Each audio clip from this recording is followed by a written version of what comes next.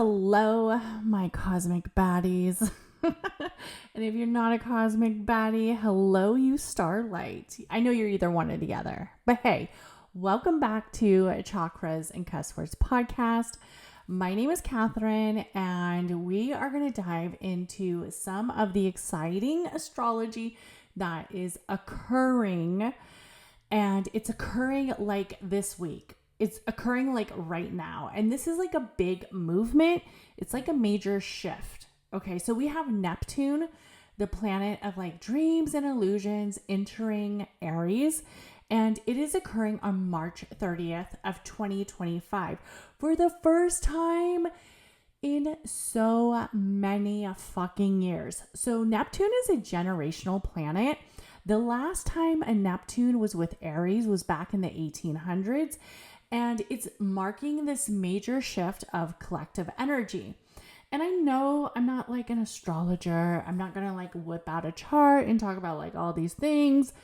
I'm just going to talk about the energy. So if you're new here, my name's Katherine and I am the podcast host, and I consider myself more of an alchemist versus an astrologer. But I do love astrology, and I do love talking about the area of alchemy and life that all this energy kind of like intertwangles with. And of course, I love to talk about some cosmic chaos and some energy that might make you be feeling a little woo-woo. So let's get into it. So the transit took place in the 1800s. And it is believed that this transit is going to continue until about 2039, bringing areas of deep change in areas of spirituality, because Neptune is known for that spiritual essence, that area of personal identity that some of us might be going through, as it is centered now quite comfortably with the sign of, or the celestial zodiac of Aries. So there is going to be some global, and I would definitely say some generational movement occurring. So it's a big deal, kind of like when Pluto was in Aquarius, first entered Aquarius. There's a lot of speculation and thoughts that people are having of what this transit might bring. So Neptune represents the planet of dreams, illusions, spirituality, and it almost feels like this multi-dimensional energy that kind of transcends through the purpose of this little cosmic connection that we call life. But it also has areas of deception, confusion, lies, and escapism. Sometimes we can see that area of like, I guess you could say people who might have like a lot of strong Pisces placements or strong areas of the 12th house in representation, kind of showing areas of battles and challenges with escapism and also horribly bad coping skills. So sometimes we see like drug use and psychosis and a lot of challenging obstacles with people who might have a lot of strong, significant Pisces energy, or also areas that are centered around Neptune. And this really kind of dissolves the boundaries that a lot of us are inspired and centered with when it comes with creativity.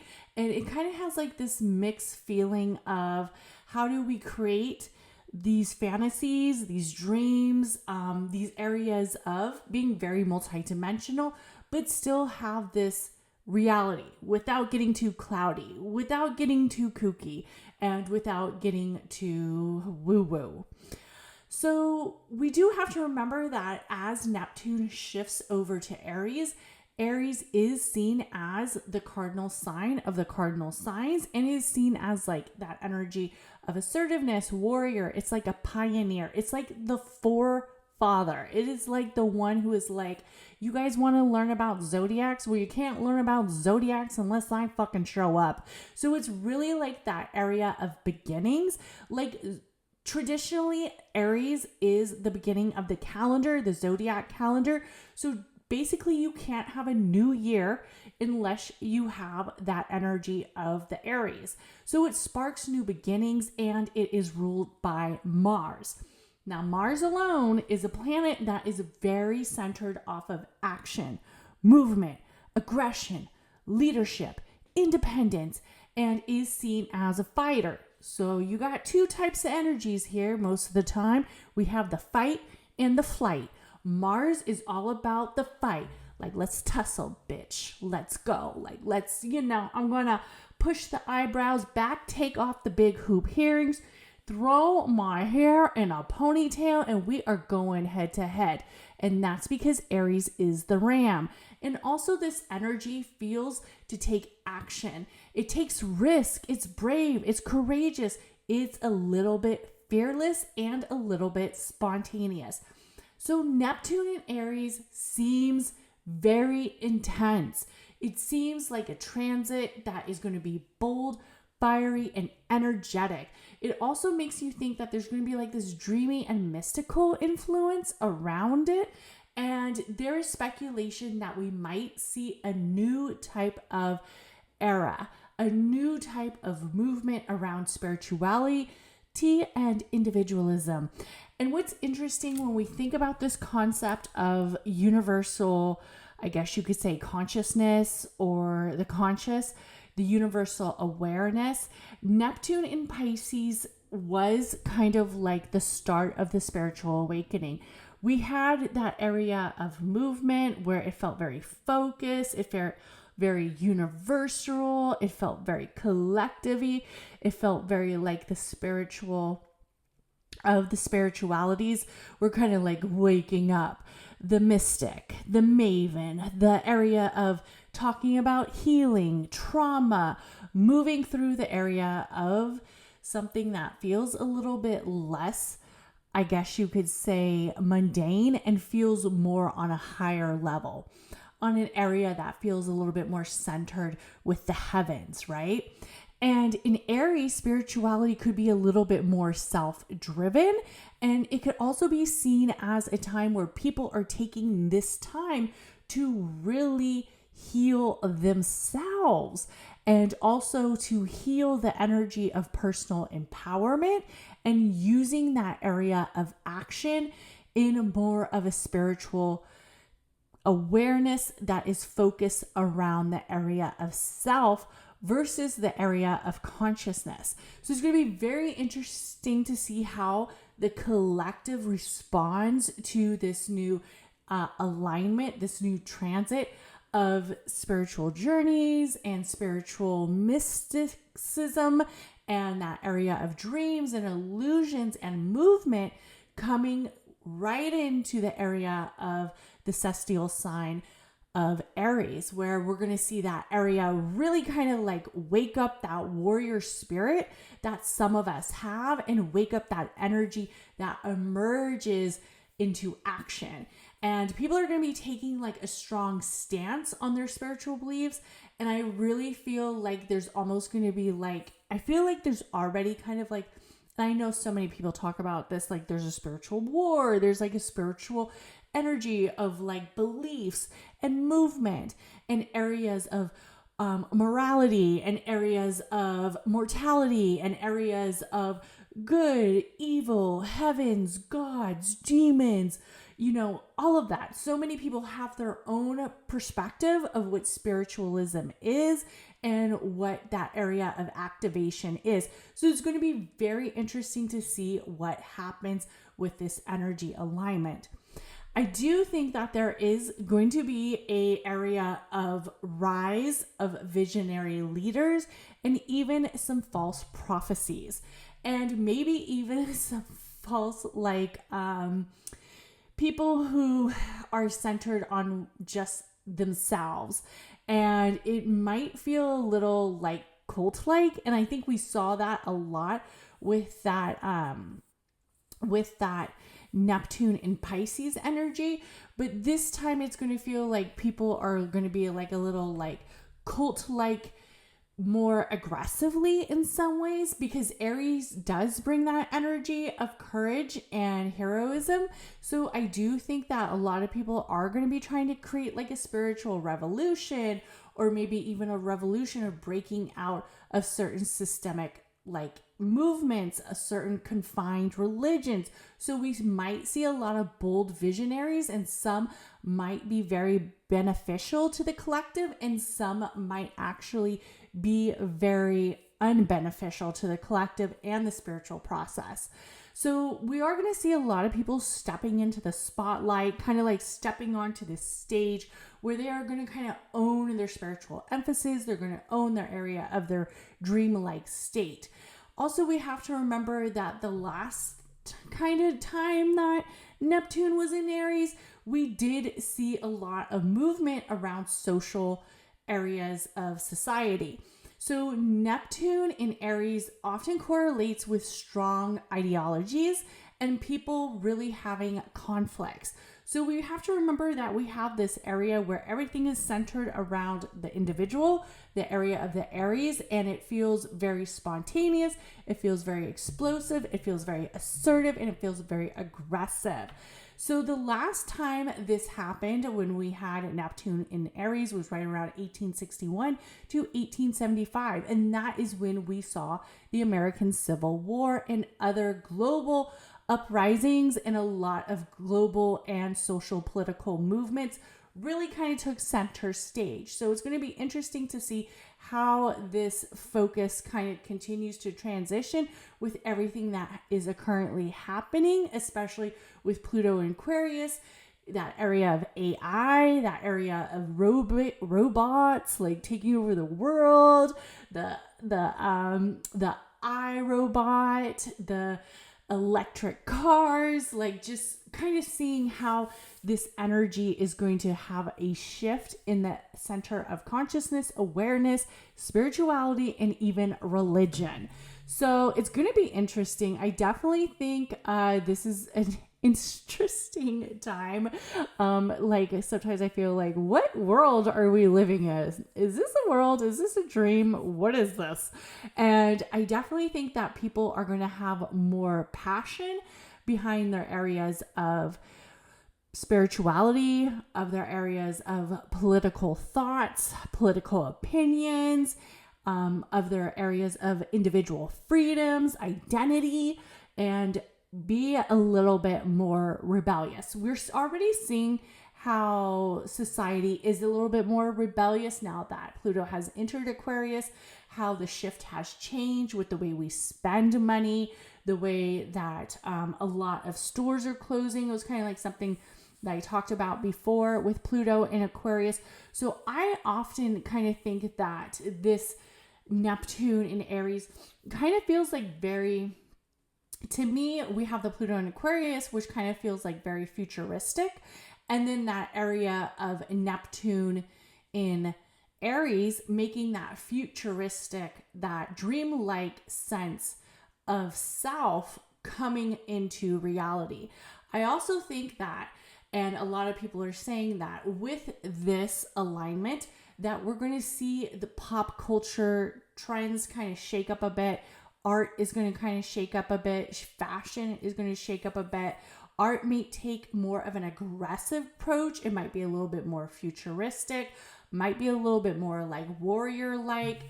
I kind of feel like we're in this weird area of fashion. Like fashion always kind of seems to like recycle itself, but this energy almost feels like more assertive, and it feels like more centered around that fiery element. So I do feel like darker colors are going to continue to thrive, but we might also see people becoming a little bit more like futuristic. Wouldn't it be crazy if like neon, the neon colors came back and everybody's wearing like neon green, neon yellow, the highlighter pink and shit.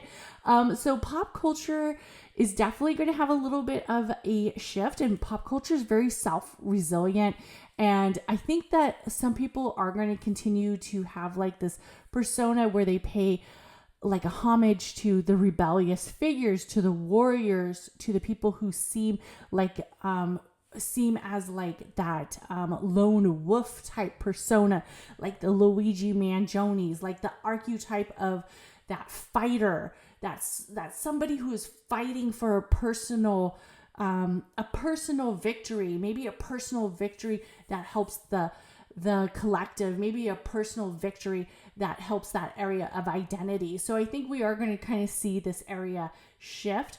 Also, we have to remember that with the Aries, it is really about me first, the identity, the I, the area of the individual.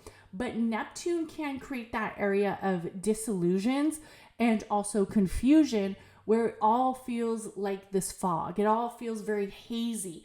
So I think some people might even have a structure that starts to feel like, you know what? Why am I working so fucking hard?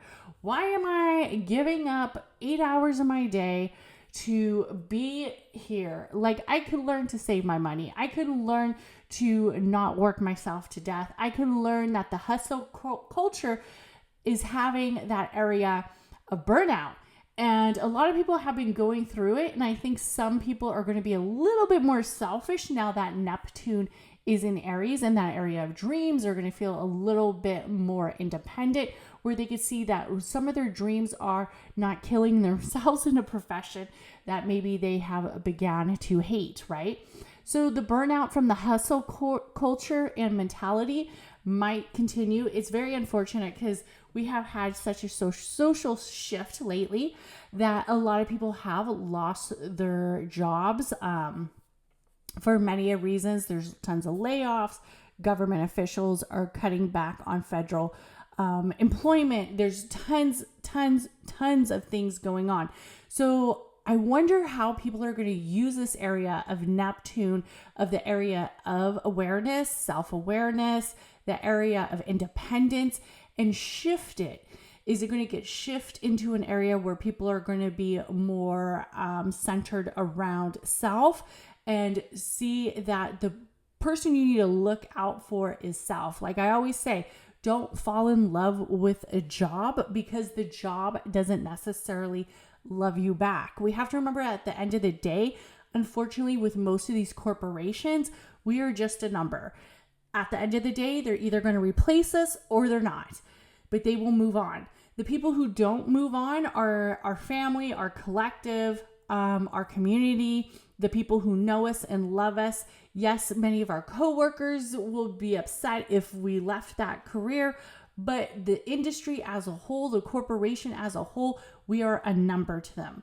The last time that Neptune was in Aries, we did have the American Civil War and global revolutions, and the shifts really kind of like showed how movement of that area of idealism and identity and that selfish nature kind of really brought some bold leaders and also some personal areas of movement. So how are we going to work through this Neptune in Aries energy? Well, one of the things that I say is, since it's really centered around dreams, illusions, and impulsive movements, is we're going to want to stay grounded. We're going to stay very reality based. We're also going to stay a little bit more self-aware. We're going to stay in that area where we are building towards the future in a selfish way. So for instance, you're going to have to see what can burn you out, what is selfish, and how you can benefit about having a little bit of a selfish nature.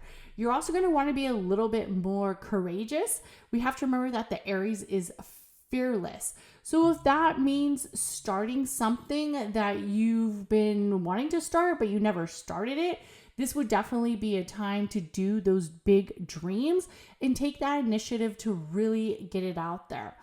Also, don't charge fully ahead without having a plan.